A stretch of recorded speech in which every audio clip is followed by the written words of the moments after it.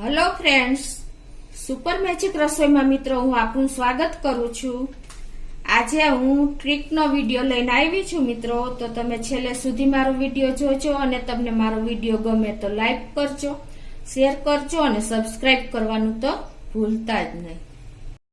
તો હવે પેલી ટ્રીક બતાવવા જઈ રહી છું। એમાં આપણે એકદમ આ સોયમાં દોરો પરોવશું ને એકદમ નાનામાં નાની સોય લેવાની છે। તમને બતાવું, અત્યારે મેં બે સોય લીધી છે। જો આ મોટી સોય છે અને આ નાની સોય છે। તો હવે પેલા આપણે આવી રીતે એક દોરાની રીલ લેવાની છે અને એને આ રીતે આપણે હાથમાં સેટ કરશું દોરો। જો આ રીતે દોરો સેટ કર્યા પછી આપણે નાનામાં નાની સોયમાં દોરો પરોવશું। તો આ નાની સોય લેશું અને આ રીતે સોયનું નાકું આપણે દોરા ઉપર રગદોડવાનું છે, આ રીતે રાખીને, અને હથેળી ટાઈટ રાખવાની છે મિત્રો।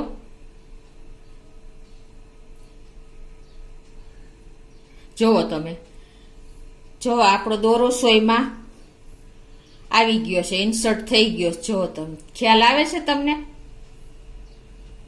હજી તમે જેમ વધારે રગ દોડશો ને એમ દોરો ઉપર આવતો જશે।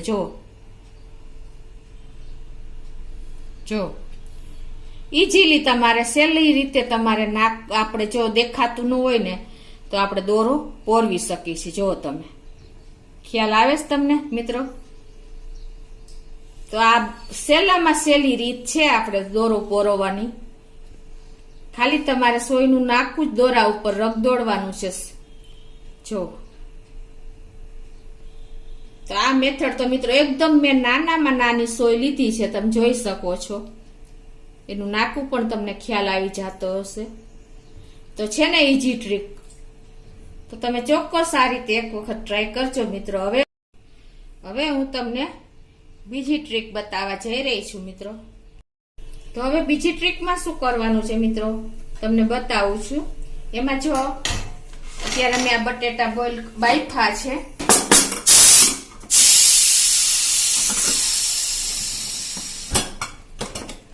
આટલા ગરમ બટેટા હોય અને હવે આપણે જો ઉતાવળ હોય, બાળકોના લંચ બોક્સ ભરવા હોય કે ઇન્સ્ટન્ટ આપણે ઝડપથી કોઈ ગેસ્ટ આવી ગયું હોય અને ટાઈમ સાચવવો હોય, તો આપણે આ બટેટા તો કઈ ગરમ ગરમ ફોલી ન શકીએ। તો એના માટે આપણે જો આવી રીતે બટેટું હાથમાં લેતા જ આપણે ડરી જાય એટલા ગરમ હોય છે, બરાબર? જો આ વરાળ નીકળતું બટેટું આપણે કેમ ફોલવું ને, જલ્દી આને આપણે હાથેથી ન ફોલી શકી। તો એના માટે હું તમને એક ટ્રીક બતાવું છું। એમાં જો આ રીતે તમારે આવી રીતે જારો લેવાનો અને આ બટેટું જો આવી રીતે કટકો કરી નાખવાનો મોટું હોય તો, અને પછી તમારે જો આ રીતે આ બટેટું છે ને એને ખાલી તમારે આ રીતે પ્રેસ કરીને અને જો આ જારામાં રગ દેડવાનું, એટલે એની છાલ પણ અલગ થઈ જશે। જો આ છાલ બધી અંદર આવી ગઈ, જો તમને ખ્યાલ આવે છે? જો અને તમારો બધો માવો પણ ઈઝીલી તમારે જોઈએ એવો આપણે બટેટા વડામાં કે આલુ પરોઠામાં જે માવો જોતો હોય ને એ માવો પણ તમે આ રીતે ઈઝીલી ઝડપથી તમે તૈયાર કરી શકો છો। જો આ છાલ આપણી બધી નીકળી ગઈ, જો તમને ખ્યાલ આવે છે? જો ઉપર છાલ રહી જશે, નીચે બધો માવો વહી જશે। છે ને ઈઝી ટ્રીક મિત્રો? આ રીતે પાછું તમે જો આ રીતે બટેટું મોટું હોય તો તમે એને આ રીતે પ્રેસ કરી અને આ રીતે તમારે ઉપરથી છાલ લઈ લેવાની, ઈઝીલી નીકળી જાય છાલ। જો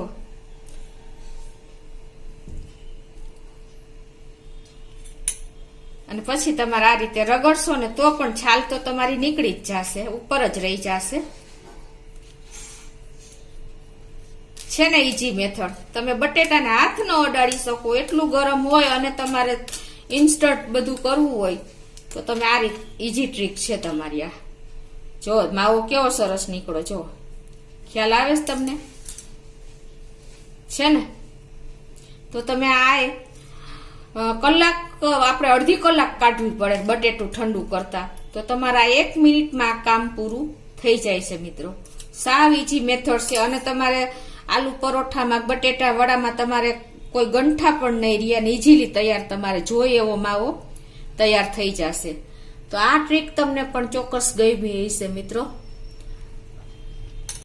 હવે મિત્રો હું તમને ત્રીજી ટ્રીક બતાવવા જઈ રહી છું. આ બધી આપણે ગૃહિણીઓને રોજિંદી કામમાં આવે એવી છે મિત્રો. હવે ત્રીજી ટ્રીકમાં શું છે, આપણે બહાર ગામ જવાનું થાય અને આપણે લોટ તો હોય જ છે, વધારે ડબ્બા ભરેલા જ હોય છે અને ગરમી હોય ત્યારે આપણે લોટ ખરાબ થવાની શક્યતા રહીએ, કાં કોઈ જીવજંતુ ચડી જાય.